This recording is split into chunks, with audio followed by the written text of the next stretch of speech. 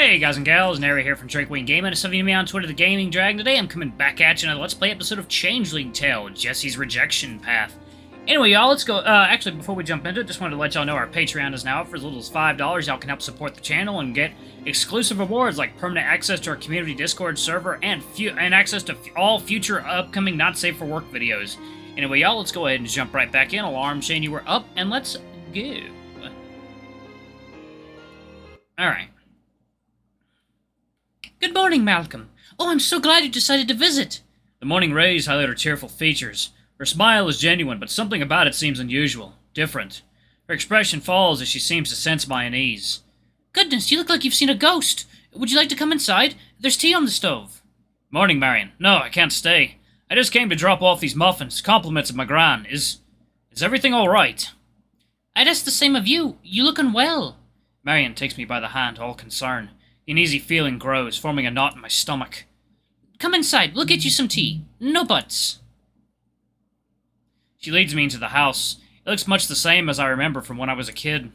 The woven rug made by their mother collects dust underneath the table. The family portrait hanging over the mantel brings back bittersweet memories of their stern father, Owen. It'd be a cozy space, except for an unnaturally harsh chill. Is it usually this cold in here? Don't worry, we'll get you warmed up soon enough. Girls, we have a visitor! I hear Jessie call out from the other room.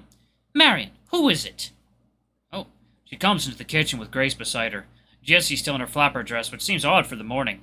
Perhaps she just got home from a long evening out. Oh, Malcolm, how are you? All three girls are hovering around me. My knees have become weak and I feel helpless, like a specimen on display. You look awful. Are you all right? Grace, be nice. Once you get the fire going. Grace complies, and Marion takes my hand again, leading me to a chair by the fireplace. I take a seat, but instead of feeling the fire's warmth, I become cold all over and start to shiver. I'm sorry. I don't know what's come over me. Hush, you poor thing. Let's get you warm.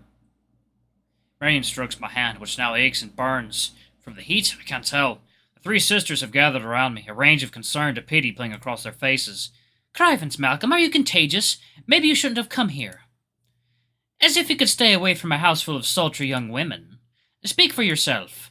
I'm struck by how unusual the sisters are acting. I'd have walked in at the wrong time. Girls, a blanket, please. Some tea for Malcolm. The fire feels warm and itchy against my palms, and I realize that it's not the flame near my hands, but slight involuntary movements of my fingers, or in my hands together as they twitch. Marion stares at me with concern, her brow furrowed, lips frowning. We're glad you've come home safely, Malcolm, but a lot has changed since you left. Looks like you've changed too. What does she mean by that? Am I understanding her words correctly? I try to respond, but my thoughts go cloudy. Ah! The room spins. I reach out for Marion, but my fingers close tightly together. What on earth? I can't fathom what is happening to me. I fear the worst. My mind flashes back to the crippling nerve agents of the war. My knuckles and veins sting as if swarmed by hornets. My hands! I can't move them! Oh, come now. You're gonna be fine, Malcolm. Jessie's tone is stern. She has come back with a glass of something that is definitely not tea. Here, something specially liberated from the pub. It'll help you through it. She holds it to my mouth and I drink. The bitter liquid sears down my throat, lighting a fire deep in my chest. Meanwhile, Marion continues to stroke my bound fingers like a worried parent.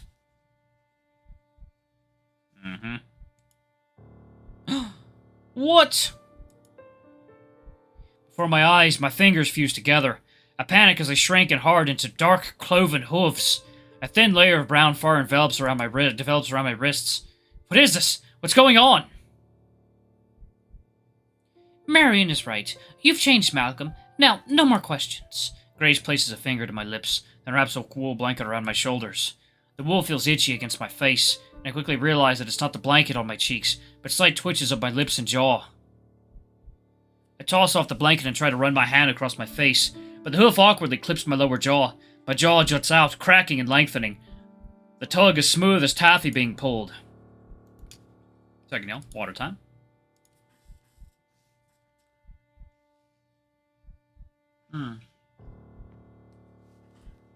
Alrighty. When it stops, it jolts my body, shaking me down through my neck and throat. Instinctively, I run my tongue along the inside of my cheek, and can feel blunt and narrow crescent ridges of enamel. Even my teeth are readjusting. The fire in my chest grows. My body at once shakes and expands, and my insides feel full of adrenaline. My pulse races. I cry for help, but only a strangled bleat comes out. Shh! Stay calm, Malcolm. Breathe deeply. Marion tries to pacify me, putting her hand upon my muzzle, stroking my head. I feel like a drum is beating slowly inside, and more steadily and painfully. Oop. My ears become more erect, and start increasing in size. The hair on my head falls out in clumps, replaced by more fur. Small bones pierce through my scalp as antlers form atop my skull. Wow! The soft and bristly nubs continue to grow and extend as our hand moves along the fur. The antlers forcefully tear out and shed their furry covering as I bleat out in terror. The horrid rack must stand 2 full feet above my body height.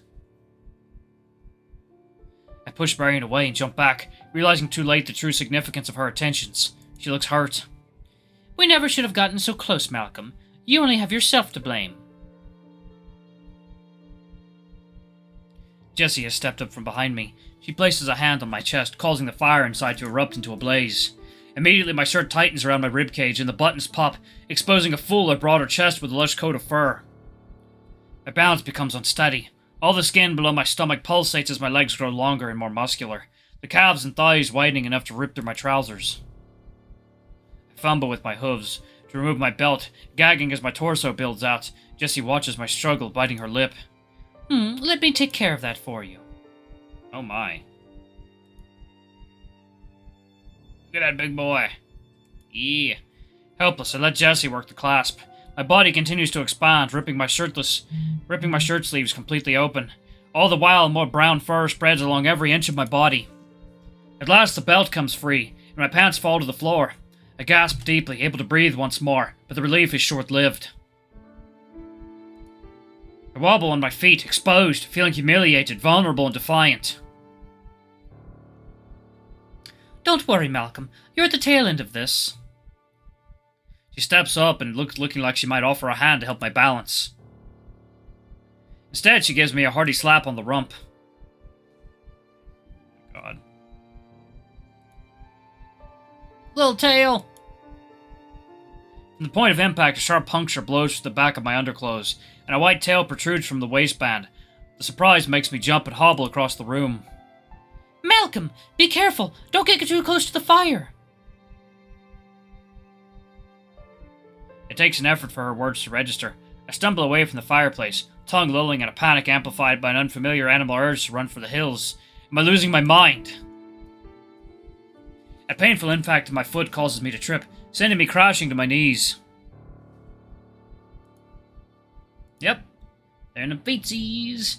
To my horror, even my feet are shifting. With 2 audible ruptures, hooves blow out through my leather shoes.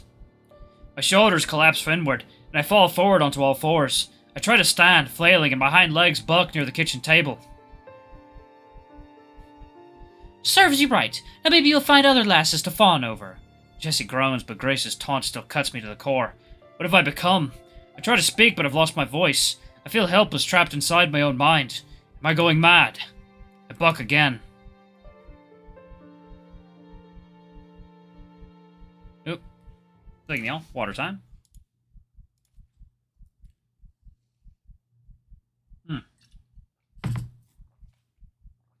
Here we go. Okay. Marion at least looks woeful yet supportive. I stand motionless in my new deer form until Marion comes face to face with me, cradling my new jaw and looking at me in the eyes. I'm sorry, Malcolm. You have to stay away. Stop asking why. Which fur you'll no go past ye. You know, I have a theory about his dream. I wonder if Alana might have actually influenced his dream and given him a nightmare to kind of spur him to stay away from the sisters. That's probably what actually did happen. Girls' faces are frozen in my mind as I am jolted out of the nightmare. I wake up on the ground, trembling, covered in cold night sweat. My head aches from where it impacted the floor. My hands shake as I reach for my head, relieved to find that my skull is intact and there are no antlers or hooves. Oh, God, sorry about that. Marion's words from the dream reverberate my mind. Which for you'll no go past ye. It means whatever is meant to happen to you will happen to you. We've heard it many a time from Miss Alana before any of us received punishment for misbehaving. Yep, I definitely believe Alana was the one influencing the dream. Spare the rod and spoil the child. Never question the teacher. Ding, ding, ding, ding. That's beautiful. I'd love to climb atop that mountain and look down on the loch. I can't get back to sleep no matter how many times I roll over. Instead, I wake early and scrub my body over and over, trying to scour away the memory of the nightmare. Boar bristles tear away the entire top layer of my skin. The burning sensation feels like a rebirth. Only after a third rinse of my face do I dare head back inside. I keep pinching my leg to assure my brain that I am awake and not still trapped in the dreamland. In the living area, Gran stands at the stove and I revisit the dream. Malcolm, good morning. Did you sleep well? No, actually, Gran, I didn't.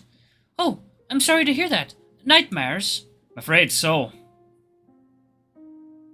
Gran sets tea and sugar down on the table, sits across from me and takes my hand into hers.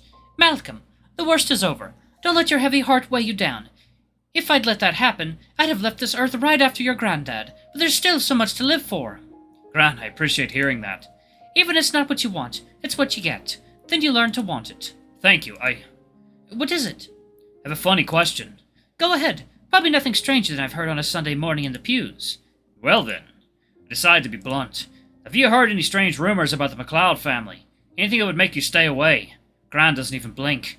Never. Really? Listen, my boy, I'll be clear with you. A few people were fussing about when the girl's mother passed away a few years back. They had heard Owen may have taken a liking to another woman in town. I couldn't tell who, and he was perhaps not the most doting father to those lovely young women, but no doubts have I ever raised about the kindness of that family. A relief washes over me, cleansing me stronger than any soap or bristles could. Gran's assurance has that power. That makes me happy to hear. Why in the world would you ask that? Just idle chatter, Gran. You know those rumor mills. They never stop churning.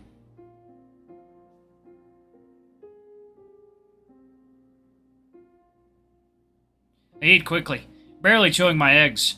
Bid my grandmother a good day and get to work. Atop the stable's roof, the air, sun, bracing wind cleanse my spirit.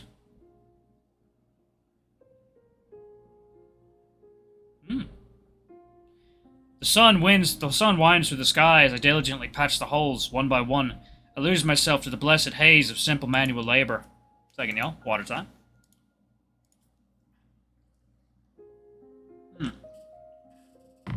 Alright. By noon, I have to remind myself to take a break. I don't want to repeat of yesterday's marathon, triggering another night of frightful sleep.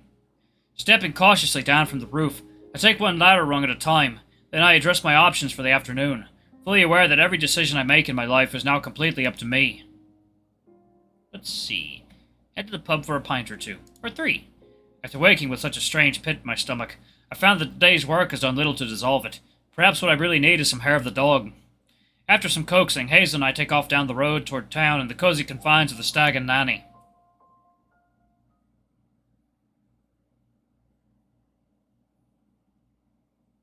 Alright. There you are, young fella. Bulgaria spots me even before my eyes have adjusted. Aye, here I am, Bulgaria. How are you? 'Tis a good day to be alive, Malcolm. The sun is shining, the midges still slumber, and the great outdoors beckon. Would that I didn't have to spend all day every day here. Or so it feels on days like today. What brings you to my dim-lit den? All the beer you can drink? Well, naturally. That and whiskey'll keep a man happily chugging along right until his day in the dirt. In need of libation. How are you holding up?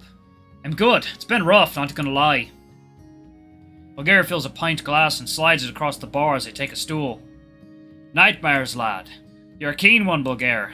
All part of the job, lad. Had them myself after my time in the Transvaal. You know the best cure for those sleepless nights? Let me guess, whiskey or not sleeping? Ha! No, my good boy. Although, both are cures, assuredly. No, some strong exercise. You need to move about that scrawny body. Ought to be out jumping in place, lifting barbells and the like. Tossing cabers. I joke, but Bulgaria remains quite serious. Managed to land 3 in a minute at your age, I did. Nowadays I do 50 push-ups right out of bed. Keeps me running smoothly day in and out. Alright, guys and gals, I'm gonna go ahead and pause it right there. Thank you all so much for watching. Don't forget to like, comment, subscribe, ring that notification bell, leave a super thanks, or tip if you can, it always helps. And be sure to check out that Patreon, y'all. Anyway, I love you all. I'll see you in the next video. Bye-bye!